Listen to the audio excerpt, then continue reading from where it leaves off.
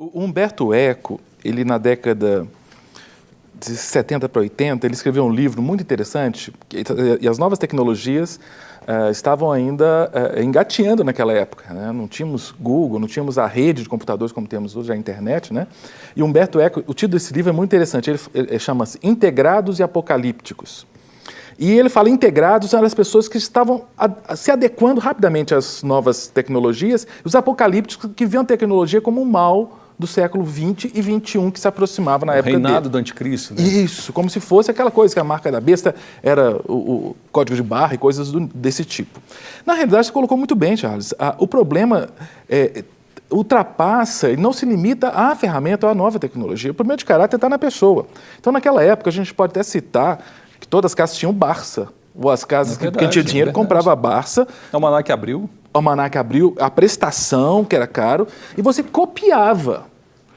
Hoje em dia, e quem fazia isso, não produzia, muitos faziam isso não é por maldade ou por problema de caráter, é por problema de aprendizagem da escola. A escola não incentivava uma pesquisa genuína. Não havia um problema de caráter. Hoje em dia, muitos fazem isso, dão um Google lá e procuram um texto, e fazem isso não por um problema de caráter, fazem por ignorância científica, de que não sabe que isso é uma prejudica. Cópia. Estou citando muito autor hoje, mas está vindo na cabeça, então só para... O Pedro Demo tem Como dizem, referencial teórico só valida o trabalho. Né? Isso. E não, realmente veio. O Pedro Demo escreveu um artigo muito interessante, que é remix pastiche, me falta outra palavra. Bom, ele fala do remix do pastiche. O termo pastiche é um termo abrasileirado para o paste, que é colar em inglês. E ele fala que existem hoje estratégias de se colar da internet, né? Que você pega a frase, altera algumas palavras e coloca no seu trabalho científico. Quem faz isso e não dá crédito ao autor original está cometendo um problema ético. É um plágio. É um plágio. Cópia. Plágio, remix e pastiche, exatamente, para plágio. Agora, se está mais fácil de colar, está mais fácil de identificar. Né? Eu tenho N alunos, meus alunos que estão vendo sabem muito bem que eu faço isso. Eles escrevem um texto e a gente percebe se o texto é ou não do aluno. Por pequenos termos, pequenas construções gramaticais, eles percebem se é dele ou não. Quando você desconfia, simples, copia. Uma frase e joga no Google. Ou um parágrafo, joga no Google. Na hora aparece a origem. Então, se está mais fácil de colar, está mais fácil de identificar a cola. E isso é crime. É um crime de direito autoral. Então, novamente, eu volto à tese. O problema de caráter ele transcende a questão da ferramenta. Quem não tem caráter, ou quem tem um problema ético, vai fazer isso com qual tecnologia for. Se for com as novas, né? E você mencionou do NTCI, são exatamente essa sigla, é Novas Tecnologias de Comunicação e Informação. Que é um bem, né? É um bem para a sociedade. Hoje, tem um livro que já peguei para ler há algum tempo, não consegui ainda, chama O Mundo é Plano. Trata-se um pouco desse contexto de globalização, como nos aproximamos, as distâncias continuam as mesmas, mas dá-se a entender que elas diminuíram e muito. Porque hoje eu estou conectado do outro lado do continente facilmente. A globalização que é econômica, ela está se tornando cultural. O Pierre Levy fala de cybercultura. A gente vive hoje uma cultura que transcende as culturas locais. Então, porque é verdade, o que está acontecendo hoje na Síria, eu estou sabendo. Em tempo real. Em tempo real. Em alguns momentos acompanhando em tempo real a própria a guerra, o estouro da guerra. E aí eu percebo, existe um outro desafio que é esse aluno ou esse ser formado hoje, fora de uns parâmetros de limites, numa sociedade que tende-se a uma proposta de globalização, a uma abertura muito grande e acaba quebrando alguns valores e princípios da tradição. Porque hoje nós estamos livres, precisamos nivelar isso. E aí criamos uma educação à distância. Eu participei agora, tive algumas disciplinas à distância, mas para mim foi traumático. É mesmo? Foi terrível. Beirou assim, horrível. Olha. Isso foi consenso geral na sala, talvez pela forma como foi aplicado. Possível. E aí nós temos hoje cursos de 2 anos, 4 anos, inteiramente aplicados à distância, ou ministrados à distância. O aprendizado é o mesmo. Há pouco tempo atrás até me fizeram uma pergunta, será que o diploma tem o mesmo peso de valor daquele do presencial? Porque existe ainda aquela cultura, eu tenho que ir à aula, ouvir o professor falando. Primeiro, o diploma, se for por uma instituição reconhecida pelo Ministério da Educação, tem o mesmo valor. Segundo, a questão da educação à distância, E aí, as minhas alunas de gestão de recursos humanos vão lembrar que eu na hora da sala, eu cometi um erro, né? Porque a gente fala de e-learning, que é educação eletrônica, aprendizagem eletrônica. A e-learning é a educação à distância contemporânea, que é eletrônica. Mas a educação à distância existe há muito tempo. Nós que somos cristãos, que lemos a Bíblia, a gente lida diariamente, quando a gente lê a Bíblia, pega as epístolas, com a educação à distância. O que eram as epístolas paulinas? Era uma educação à distância. E nós hoje chamamos essa educação à distância que Paulo fazia como assíncrona. O que é a educação à distância assíncrona? O professor e aluno estão acessando a informação em tempos diferentes. Quando você participa hoje em dia, por exemplo, de um fórum na internet, que é uma ferramenta, você participa num tempo, o aluno, você que é docente, participa num tempo, faz um comentário, o aluno em outro momento acessa, coloca a informação, um outro colega acessa e aí vai. Isso é assíncrono. Quando você faz um chat, é síncrono. Vai ao mesmo tempo. Então, você está falando, está conversando. Paulo, quando ele escrevia as cartas, era uma educação à distância assíncrona. Ele escrevia num momento, porque ele tinha recebido perguntas de seus alunos, aí que são as igrejas. Porque, por exemplo, quando ele escreve para Corinto, por que ele falou de casamento? Porque tinha uma demanda. Porque tinha uma demanda. E como era essa demanda? Era por educação à distância.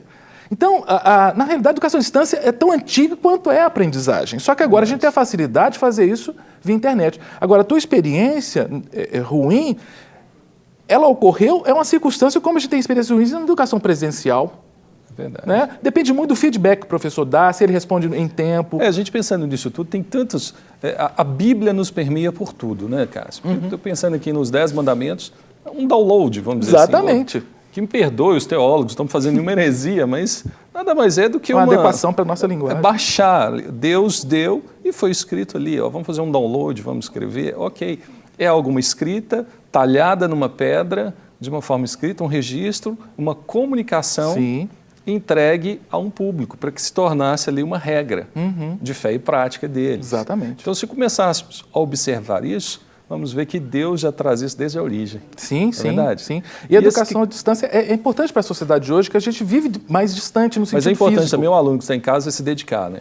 Com certeza. Porque então, senão na educação à distância, eu acho até que mais do que na presencial... Ele tem que se dedicar Tem que se dedicar. E também é o seguinte, se não se dedica, não adianta.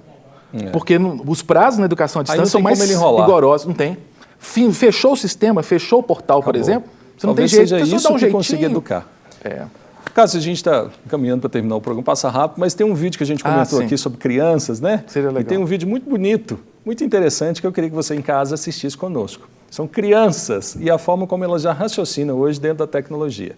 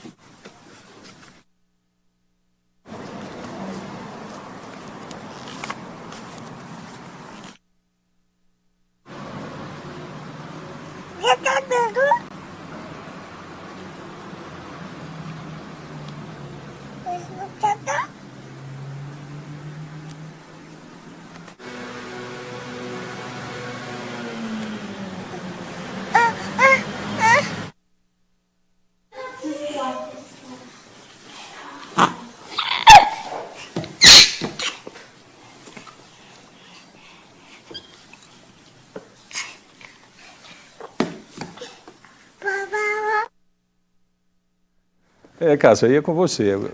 É impressionante pensar que aquele bebê não tem 1 ano, né? Como ele já lida com a nova tecnologia e não tem tanta habilidade com a tecnologia anterior, que era a revista. E eu acho muito interessante que chega a hora que ele fala assim, gente, o problema está no meu dedo. Porque ele fica tocando na revista e a revista não abre. Agora, são novas tecnologias e nós temos que aprender a ensinar nossas crianças a trabalhar com todas essas tecnologias, tanto com a digital, quanto com a tecnologia antiga, do papel, do registro, né? Na realidade, nós não podemos negar essas novas tecnologias, mas temos que associá-las para ensinar as coisas boas, né? Então, professores, elas pais... estão aí presentes e vão estar. Cássio, obrigado pela sua presença, parceiro aqui da Rede Super. Obrigado você pela sua companhia. se você quiser enviar um e-mail para nós, é menteaberta@redesuper.com.br e será muito interessante ler a sua participação.